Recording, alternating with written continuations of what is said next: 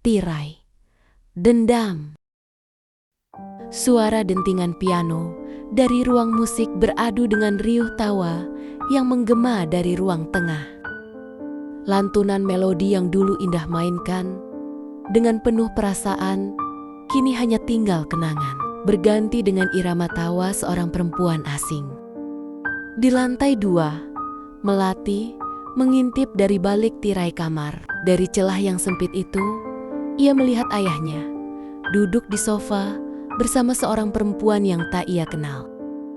Perempuan itu tertawa renyah, tawa yang terdengar sangat berbeda dari tawa ibunya yang hangat dan lembut.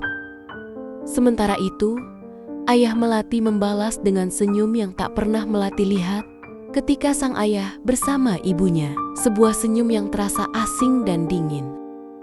Adegan itu adalah pemandangan yang tak lagi asing bagi Melati. Sejak ayahnya mulai sering pergi keluar kota, perempuan-perempuan ini bergantian mampir ke rumah mereka, datang dan pergi seperti angin. Setiap kedatangan mereka, ada sesuatu yang hilang dari wajah ibunya. Senyumnya pudar, tawanya meredup, digantikan oleh sorot mata kosong dan kesunyian yang mencekam. Melati yang masih kecil memang belum memahami sepenuhnya apa yang sedang terjadi, tetapi ia bisa merasakan kesedihan yang mendalam di balik sikap diam ibunya. Hatinya yang polos mulai dipenuhi oleh tanya dan rasa khawatir yang berat. Ia seringkali menemukan ibunya duduk termenung di kamar, menatap jendela dengan pandangan kosong, sementara di bawah sana, musik dan tawa terus mengalun seolah tak ada yang salah.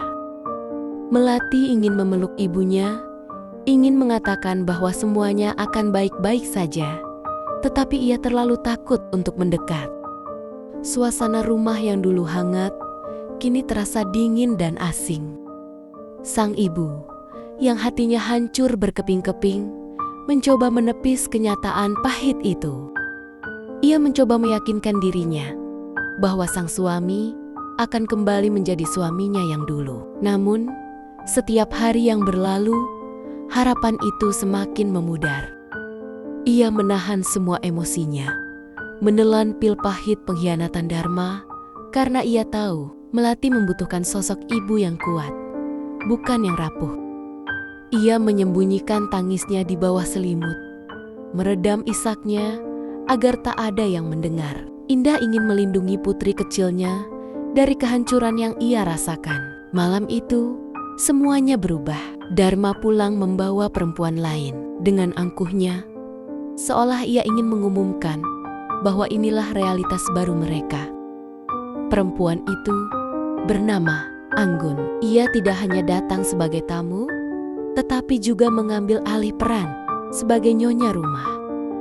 Anggun duduk di kursi utama, seolah-olah kursi itu memang miliknya sejak awal. Tatapannya sinis, penuh dengan rasa kemenangan. "Siapa?" "Jia." "Dharma?" tanya Indah. Suaranya bergetar menahan amarah yang meletup-letup. Dharma menjawab dengan santai, "Dia Anggun, dia akan tinggal di sini." Mendengar hal itu, Indah yang selama ini menahan diri, akhirnya pecah. Ia berteriak histeris, melemparkan vas bunga dan memecahkan piring, menumpahkan segala rasa sakit dan frustrasi yang selama ini ia pendam. Dharma hanya menatapnya dingin, seolah sedang melihat orang asing yang tiba-tiba mengganggu ketenangan malamnya. "Indah, hentikan drama ini. Kau membuatku malu di depan Anggun," bentaknya. Suaranya dipenuhi amarah. "Drama? Kau sebut ini drama? Dharma, setelah semua pengkhianatanmu, setelah kau hancurkan hidupku, kau sebut ini drama?" Balas Indah, suaranya serak dan bergetar, mencerminkan kehancuran yang tak terbayangkan. Anggun hanya tersenyum sinis dari sudut ruangan. Senyum itulah yang menjadi pemicu kehancuran bagi Indah. Senyum yang penuh kemenangan dan rasa puas, seolah ia baru saja berhasil merebut sebuah trofi berharga. Beberapa minggu kemudian, Indah mulai kehilangan akal sehatnya. Ia sering berbicara sendiri, tertawa tanpa alasan, dan menangis di sudut ruangan gelap. Hidupnya menjadi rangkaian mimpi buruk, sebuah penderitaan yang tak berujung. Melati menyaksikan semua itu, hatinya remuk, dan dendam mulai bersemi. Ia tahu, kebahagiaan ibunya dirampas oleh Anggun. Ia berjanji pada dirinya sendiri bahwa suatu hari nanti, ia akan mengembalikan senyum ibunya. Bahkan jika itu berarti, ia harus mengorbankan segalanya. Janji itu terukir di hatinya, menjadi api yang tak pernah padam, membakar semangatnya untuk membalas dendam. Waktu berlalu, Melati tumbuh menjadi gadis pendiam yang menyimpan bara di dalam dadanya. Ia tidak pernah menunjukkan emosinya, tapi di balik tatapan matanya yang tenang, ia menyusun rencana balas dendam. Rencana itu ia susun selama bertahun-tahun, mengamati dan mengumpulkan informasi tentang niat jahat Anggun untuk keluarganya. Ia memanfaatkan kecerdasan dan aksesnya sebagai putri Dharma untuk mendapatkan semua yang ia butuhkan. Diam-diam, ia menyalin dokumen-dokumen rahasia, merekam percakapan penting, dan membangun jaringan dengan orang-orang yang bisa membantunya. Dharma, yang kini hidup bahagia bersama Anggun, tidak menyadari bahwa putri yang ia anggap tak berdaya sedang merancang kehancurannya. Melati mulai mengirimkan dokumen-dokumen rahasia tentang bisnis ayahnya ke pihak yang ia percayakan. Ia juga menyebarkan berita skandal ayahnya ke media yang perlahan-lahan merusak reputasi Dharma dan Anggun. Setiap artikel yang terbit, setiap gosip yang menyebar adalah satu langkah lebih dekat menuju pembalasan. Melati bekerja dengan sangat hati-hati, memastikan tidak ada jejak yang mengarah padanya. Ia seperti bayangan, bergerak di balik layar, mengendalikan segalanya tanpa terlihat. Puncaknya, pada perayaan ulang tahun perusahaan Dharma, sebuah acara yang mewah dan megah, Melati melancarkan serangan terakhirnya.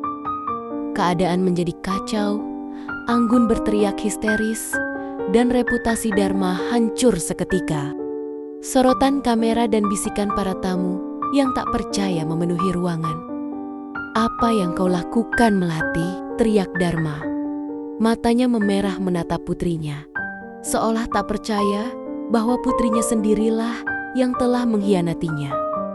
"Aku hanya mengembalikan apa yang seharusnya kalian terima." "Papa, rasa sakit dan kehancuran," jawab Melati dingin. Matanya tidak menunjukkan sedikit pun penyesalan. Dharma yang terlanjur gelap mata dan mulai sadar, akhirnya menyalahkan Anggun atas semua yang terjadi. Pria itu menyadari bahwa selama ini Anggun hanya memanfaatkan dirinya. Di tengah kekacauan itu, Dharma memutuskan untuk menceraikan Anggun dan mengirimnya keluar dari rumahnya. Anggun yang dulu sombong, kini menangis, memohon dan berteriak. Namun Dharma hanya menatapnya dengan pandangan kosong, menyadari bahwa ia telah kehilangan segalanya demi seorang perempuan yang tidak tulus mencintainya. Dharma kini terpuruk, usahanya bangkrut, dan hartanya disita. Ia hanya bisa duduk di sudut ruang tamu, menatap kosong ke arah sofa tempat dulu ia tertawa bersama Anggun. Ia kehilangan segalanya, bahkan kehormatannya sebagai seorang ayah.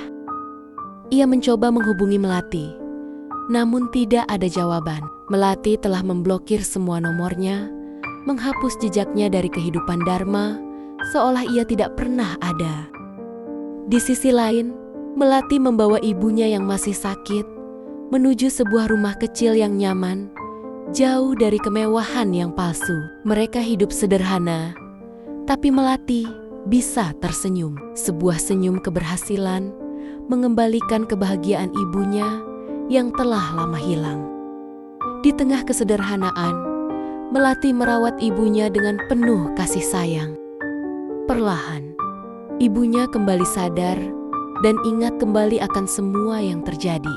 Ia menangis, memeluk putrinya erat, meminta maaf karena telah membuat Melati mengalami penderitaan ini. Namun, Melati hanya tersenyum. "Tidak ada yang perlu disesali, Bu. Sekarang kita bisa memulai hidup yang baru," bisiknya. Melati tahu, ini adalah awal yang baru bagi mereka. Sebuah awal yang penuh kedamaian setelah badai yang panjang. Meskipun ia keluar dari rumah mewah yang megah, ia tidak pernah menyesal. Karena ia telah menemukan kebahagiaannya yang sesungguhnya, kebahagiaan bersama ibunya. Mereka berdua memulai hidup yang baru, saling menguatkan dan membangun kembali apa yang telah dihancurkan oleh Dharma dan Anggun. Akhirnya, Melati menemukan kedamaian, bukan dalam pembalasan, melainkan dalam cinta dan pengabdian kepada orang yang paling ia cintai. Selesai.